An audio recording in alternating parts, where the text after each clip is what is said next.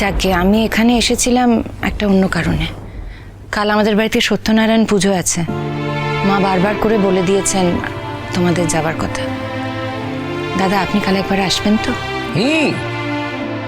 অনন্যাদি, এসো কিন্তু।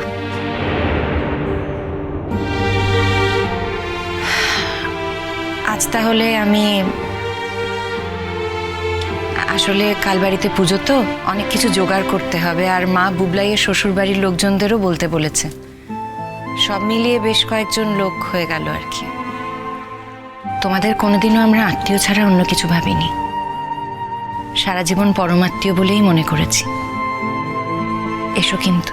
এবার একটু ওকে চা খাওয়ালে হয় না? হ্যাঁ, তুমি বসো, আমি চা করে নিয়ে আসছি। না না, আমি যে চা খাই না সেটা তো তুমি জানোই। আজ আমি আসি, বরং অন্য একদিন আসবো। কি খবর? কেমন আছো বৌদি? সে কি, তুমি? কেন এসে আমি অন্যায় করলাম? আরে কি ব্যাপার, সারপ্রাইজের পর সারপ্রাইজ। বস বস বস, আয় আয় আয়। কেমন আছিস রে? দারুণ। তুমি?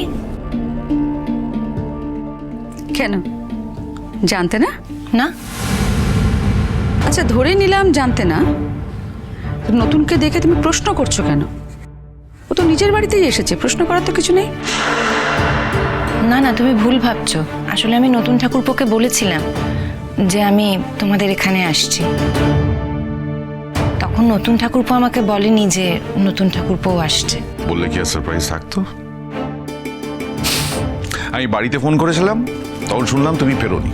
সো আমি জাস্ট একটা ট্রাই নিলাম, এখানে চলে এলাম। কেমন একটা সারপ্রাইজ হয়ে গেল। হ্যাঁ, ফেরার সময় একেবারে তোমাকে নিয়ে চলে যাব। বুঝলি দাদা, না বেরিয়ে বেরিয়ে বৌঠানের রাস্তাঘাট সম্পর্কে এমন সব ধারণা না। না না, ভালোই হয়েছে। সন্ধেও হয়ে গেছে, একই সঙ্গে যাওয়াটাই ভালো। বৌঠান।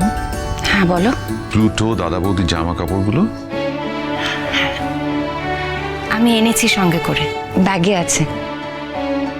নতুন ঠাকুরপো পুরীর থেকে তোমাদের জন্য এগুলো কিনেছে। এই দেখো, এই যে। বাহ। নতুন, তোমার যদি কিছু দিতে ইচ্ছে করে না, তাহলে ভাই নিজের হাতে দিও, অন্যের হাত দিয়ে নয়।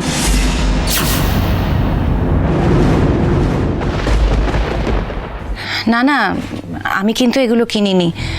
আসলে আমি এখানে আসবো বলে নতুন ঠাকুরপো বলেছিল এগুলো নিয়ে আসতে। আমি শুধু কুরিয়ার। বৌঠান, বৌদি বৌঠান দিলেই বা অসুবিধে কোথায়? জিনিসগুলো আমি নিজে হাতে না দিয়ে বৌঠানের হাত দিয়ে পাঠিয়েছি বলে সেটা নিতে তোমার সম্মানে লাগছে? হ্যাঁ, লাগে। না বলা সম্পর্কের কথা, চিরসখা, সোম থেকে রবি প্রতিদিন রাত ৯টায় স্টার জলসায় ও ডিজনি প্লাস হটস্টারে।